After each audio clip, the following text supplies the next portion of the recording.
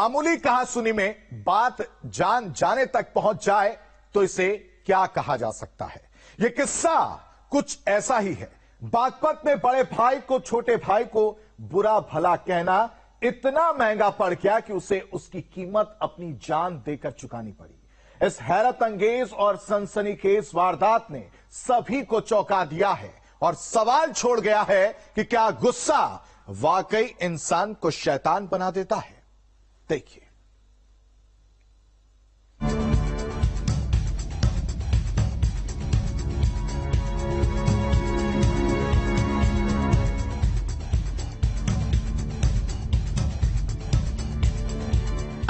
बागपत में रिश्तों का कत्ल।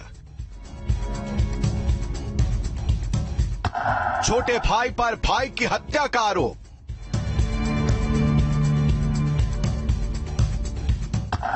रॉड से पीट पीट कर उतारा मौत के घाट। क्या कोई गुस्से में अपनों का कत्ल कर सकता है? तो उसका जवाब है हां। कहते हैं जब गुस्सा दिमाग पर हावी होता है तो इंसान किसी भी हद तक चला जाता है, और कुछ ऐसा ही देखने को मिला बागपत में।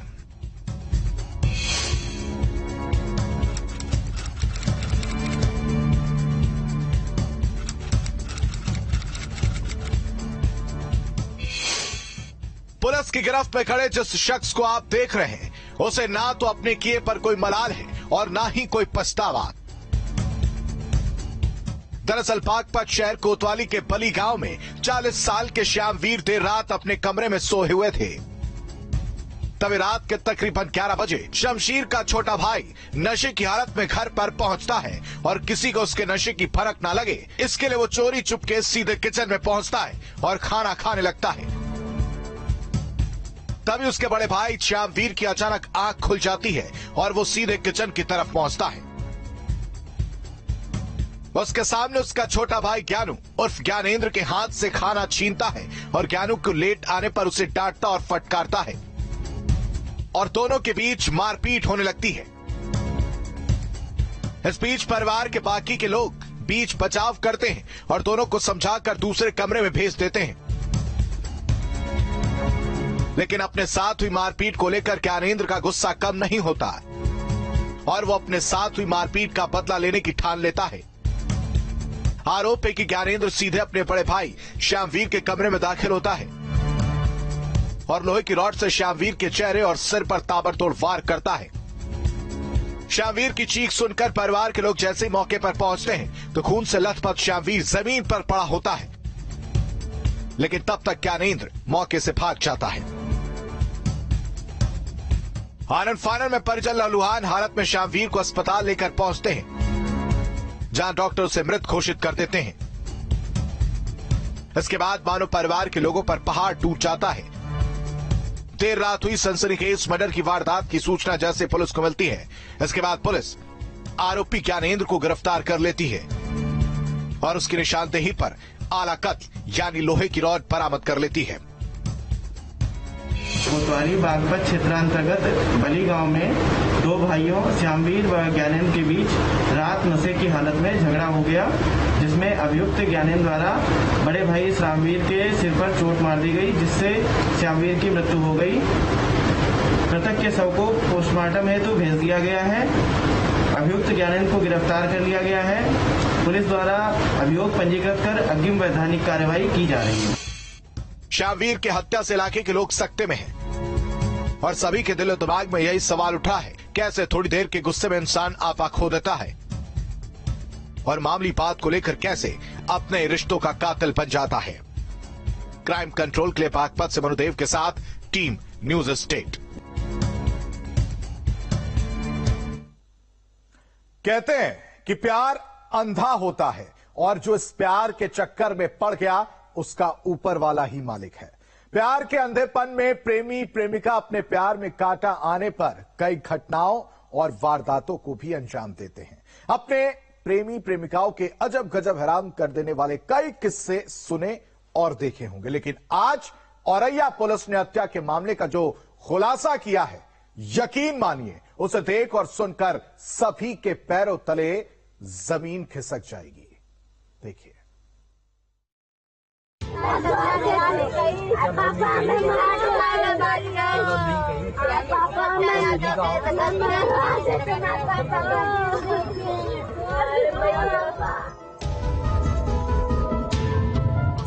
पुरानी रंजिश और परिवार, खेत में किसान की लाश,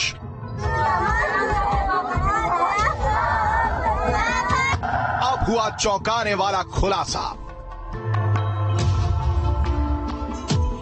खेत में लापता किसान की लाश है। परिवार के लोगों का रो रो कर बुरा हाल है। मौके पर लोगों की भारी भीड़ है। वारदात वाली जगह पर फॉरेंसिक टीम और पुलिस के आला अधिकारी हैं। सगे संबंधियों पर हत्या के संगीन इल्जाम लगे हैं।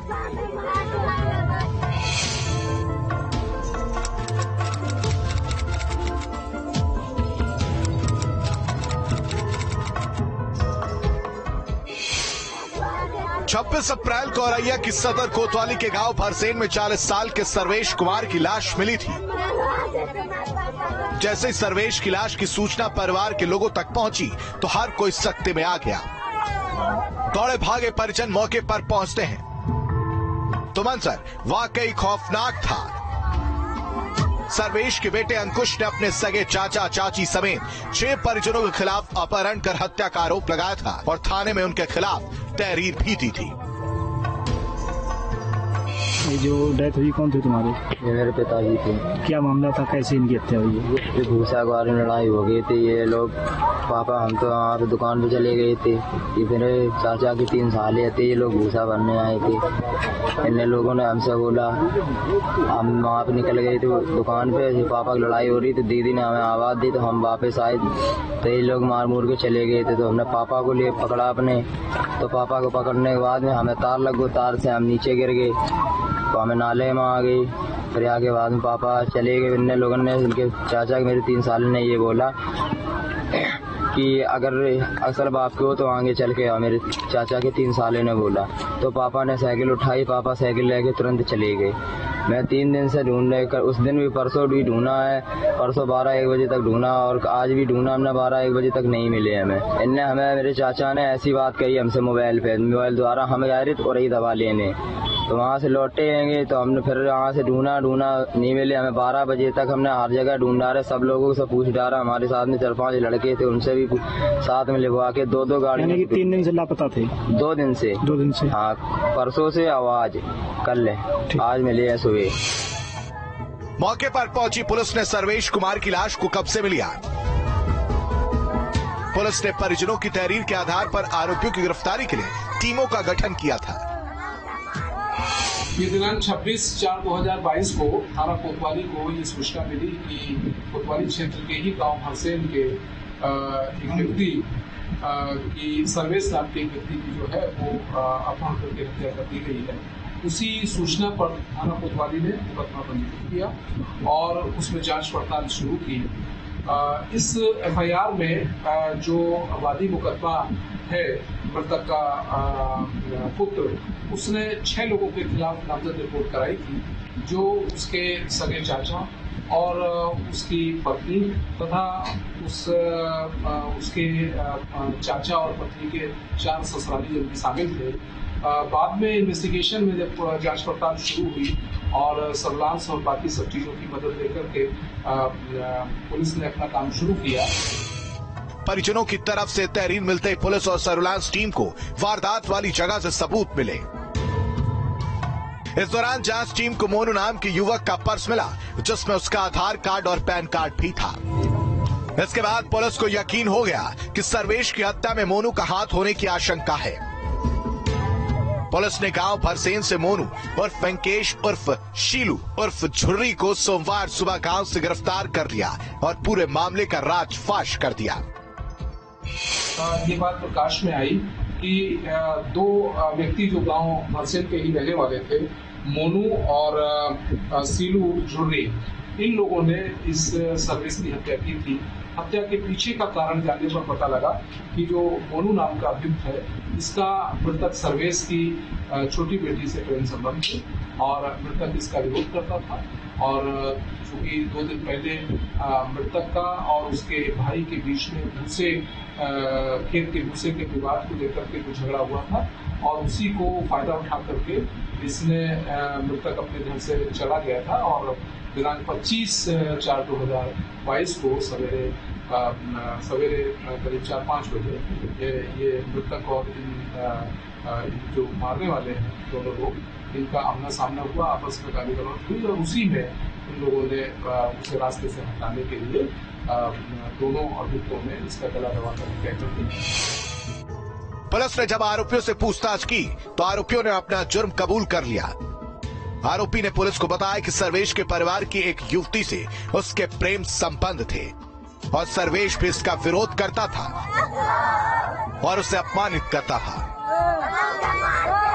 वारदात वाले दिन यानी 24 अप्रैल को भी सर्वेश का झगड़ा अपने भाई के परिवार से हुआ और सर्वेश घर से निकल गया।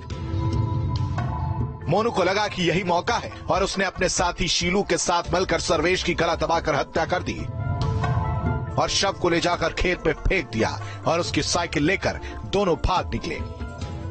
दोनों ने अपने वादिया में इस चीज को स्वीकार भी किया है।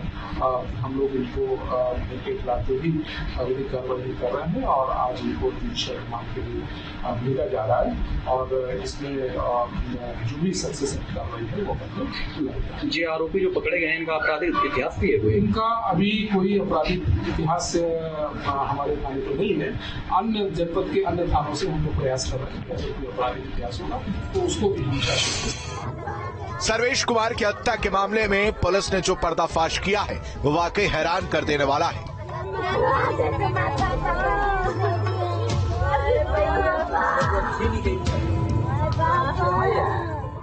पहले आरोपी पुलिस को गुमराह करते रहे, लेकिन जब पुलिस ने आरोपियों पर सख्ती दिखाई तो वो पूछताछ में टूट पड़े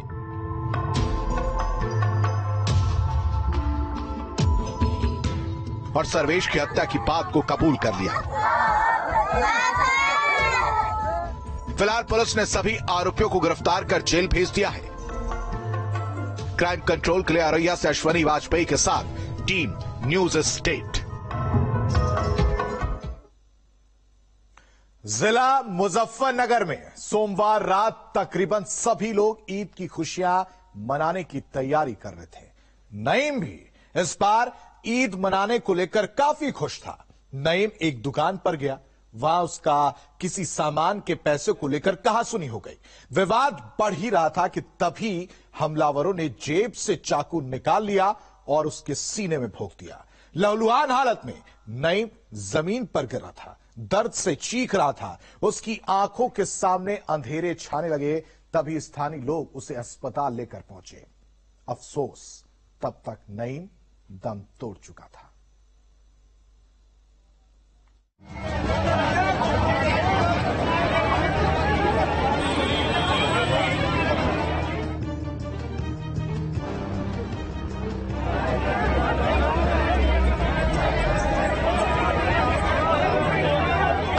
मातम में बदली खुशियां।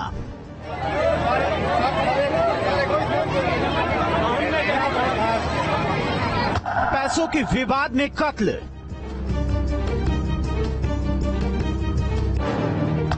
युवक की बेरहमी से हत्या।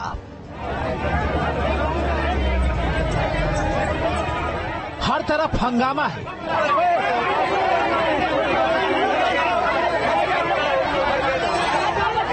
सड़कों पर लोगों की भारी भीड़ है।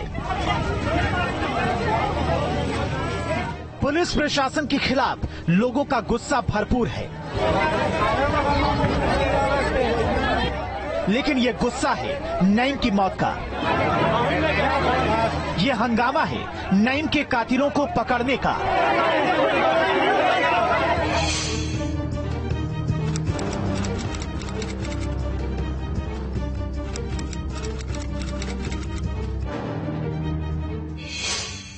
ये तस्वीरें मुजफ्फरनगर में थाना रामराज की इब्राहिमपुर की हैं,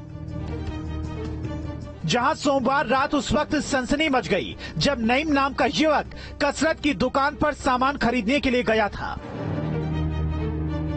जहां पैसे के लेन देन को लेकर नईम और कसरत की दुकान करने वालों के बीच विवाद हो गया। और दोनों के बीच मारपीट होने लगी।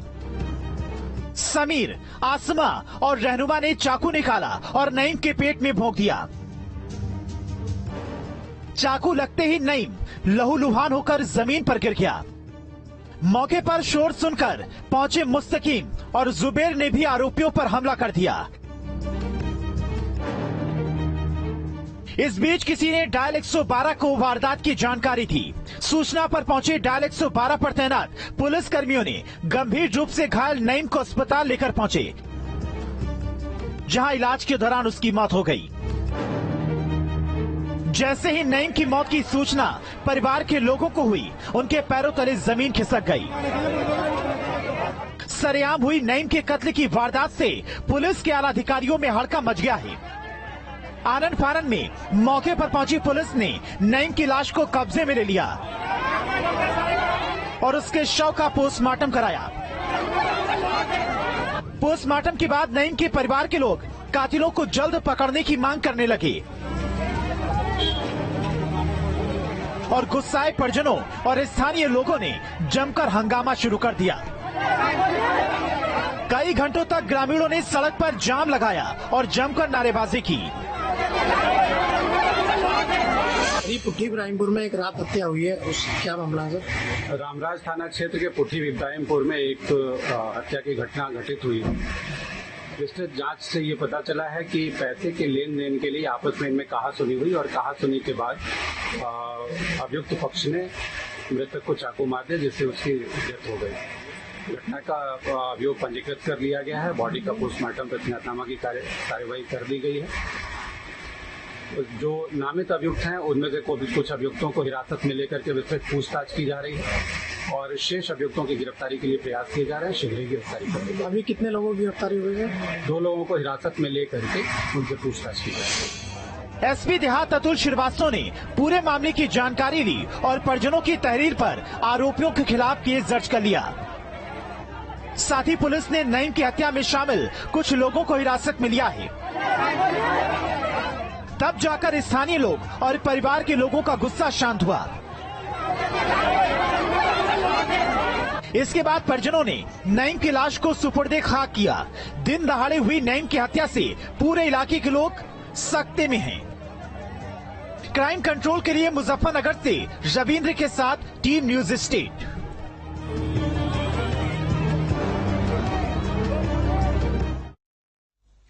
पुलिस ने ब्लाइंड मर्डर की गुत्थी सुलझाई तो एक सनसनीखेज वारदात का पूरा किस्सा सामने आ गया। हत्या की इस वारदात के खुलासे से यह भी चौंकाने वाला पहलू सामने आया कि आजकल कब किसी और कैसे कोई बात बुरी लग जाए कोई नहीं जानता। उसके लिए किसी की जान की कीमत ही कुछ क्यों ना बचे। गाजियाबाद पुलिस को 2 दिन पहले एक महिला की बोरे में बंद लाश मिली थी और उस लाश के पीछे कई सवाल थे कि आखिर ये महिला कौन थी और उसका कातिल कौन था। और जब खुलासा हुआ तो यकीन मानिए सब के सब चौंक गए।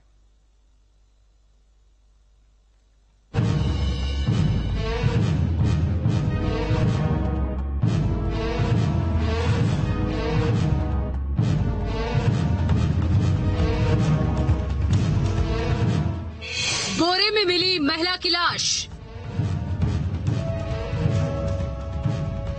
ब्लाइंड मर्डर का सनसनीखेज खुलासा।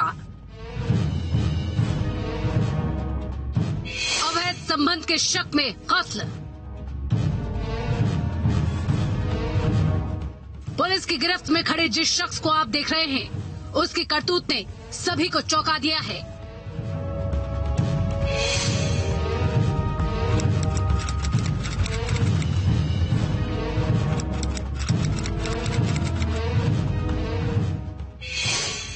गाजियाबाद के थाना लोनी बॉर्डर इलाके में आज से ठीक 2 दिन पहले यानी 30 अप्रैल को एक महिला की लाश सूखे नाले से बरामद हुई थी। जैसे ही लाश की सूचना पुलिस तक पहुंचाई गई तो आला अधिकारियों में हड़कंप मच गया। पुलिस ने महिला की लाश को कब्जे में ले लिया और पोस्टमार्टम के लिए भेज दिया। बोरे में बंद महिला की लाश किसकी थी ये किसी को नहीं पता था, लिहाजा पुलिस के लिए मामला किसी चुनौती से कम नहीं था। और जब पुलिस ने तफ्तीश शुरू की तो सामने आया कि जिस महिला की लाश मिली है वो दिल्ली की रहने वाली संगीता थी। संगीता की हत्या किसने और क्यों की इसके लिए सीओ लोनी की अध्यक्षता में टीमें गठित की गई, जिसमें एसओजी देहात और थाने की टीम शामिल थी। अप्रैल की सुबह एक अज्ञात शव महिला का मिला था एक बोरे के अंदर, जिसमें एक महिला लगभग उसकी उम्र 35 वर्ष के आसपास रही होगी। तो तत्काल उस घटना को बिल्कुल गंभीरता से लेते हुए सीओ लोनी श्री रजनीश उपाध्याय की अध्यक्षता में पूरे नेतृत्व में टीमें हमारी लग गई थी। इसमें एसओजी देहात और थाने की टीमों ने बहुत अच्छा काम किया और 48 घंटे के अंदर ही ब्लाइंड मर्डर की गुत्थी को सुलझाया। और इसमें जो पूरा प्रकरण निकल के आया ये था कि महिला तलाकशुदा थी और यहाँ पर अपना एक उसका मित्र था, पुरुष मित्र, उसके साथ यहाँ पर रहती थी। उस पुरुष मित्र को संदेह हुआ कि इसके संबंध किसी और से हो गए हैं, तो उस कारण से उसने गला दबाकर उसकी हत्या कर दी और शव को छुपाने के उद्देश्य से यहाँ पर उसको बोरी में बंद करके उसको यहाँ पर फेंक दिया था। तो इसमें बहुत अच्छा काम किया सीओ लोनी की पूरी टीम ने और एसओजी देहात की टीम ने, और बहुत ही अल्प समय में जो हत्यारा था उसको पकड़ा। मौके पर मिले साक्ष्य, सीसीटीवी फुटेज और मोबाइल लोकेशन के आधार पर पुलिस सीधे आरोपी तक जा पहुंची। पुलिस ने रजनीश नाम के एक शख्स को गिरफ्तार किया और जब पुलिस ने उससे पूछताछ की तो उसने जो सच उगला वो वाकई हैरान कर देने वाला था। एसपी देहात डॉक्टर इरज राजा के मुताबिक संगीता और रजनीश पिछले 1 साल से पति पत्नी की तरह एक साथ रह रहे थे। कुछ समय से संगीता रजनीश पर ध्यान नहीं दे रही थी और फिर रजनीश को शक होने लगा कि हो सकता है संगीता किसी और को दिल दे बैठी है और उससे प्यार करने लगी है, लेकिन उसका नाम नहीं बता रही। इस बात को लेकर रजनीश और संगीता के बीच काफी बहस हुई और फिर रजनीश ने गुस्से में संगीता का गला दबा दिया और उसकी लाश को सूखे नाले के पास बोरे में बंद करके फेंक आया। जहाँ पर ये रहते थे वहीं पे की थी, यहाँ पर ये दोनों महिला और पुरुष रहते थे, वहाँ पर हत्या की गई। फिर उसको बॉडी को एक बोरे में डालकर इसने वहाँ पर डंप कर दिया था पहचान छुपाने के उद्देश्य से, लेकिन बहुत ही अच्छा कार्य किया। सबसे पहले हम लोगों ने उसकी पहचान ढूंढी कि कौन है वो महिला, दिल्ली की रहने वाली वो महिला थी। फिर उसके आधार पर ही हमने विद इन इलेक्ट्रॉनिक और मैनुअल सर्वेलेंस के आधार पर इसको चिन्हित किया जो व्यक्ति इसमें शामिल था और उसको बहुत ही अल्प समय में 48 घंटे के अंदर पूरी घटना का सफल अनावरण सीओ लोनी साहब की टीम के द्वारा किया। फिलहाल गाजियाबाद पुलिस ने 48 घंटे के अंदर ही इस ब्लाइंड मर्डर की गुत्थी को सुलझा लिया है और आरोपी रजनीश को गिरफ्तार कर सलाखों के पीछे भेज दिया। क्राइम कंट्रोल के लिए गाजियाबाद से हिमांशु शर्मा के साथ टीम न्यूज स्टेट।